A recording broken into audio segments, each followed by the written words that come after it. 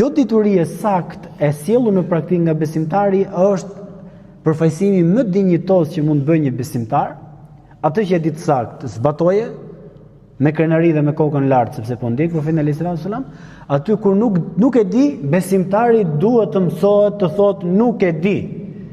Sepse Aliu radhiyallahu anhu thotë që gjysma e diturisë është të thuash nuk e di. Të thuash nuk e di të mbron nderin tënd, të mbron fen tënde. Nuk e di o vlla, nuk e di, më lër të pyes një njerëz më të ditur. Feselu ahla dhikrin kuntum la ta'lamun. Pyesi njerëzit e dijes për gjërat që nuk i dini. Nuk e thuj nuk e di, do ta mësoj, do t'ja përgjigje, mos u nxito.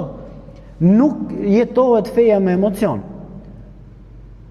Por feja islame është me argument. Argumenti mbizotron. Edhe mbi logjikën e njeriu, sepse nuk ka argument fetar që të bie ndesh me logjikën e njeriu.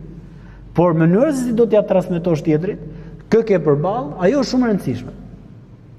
Dhe në praktikën e përditshme, një nga gjërat më themelore të Profetit sallallahu alajhi wasallam, ky përfaqësimi dinjitos, është të jesh shembulli më i bukur i përfaqësimit të Islamit në shoqërinë ku ti jeton.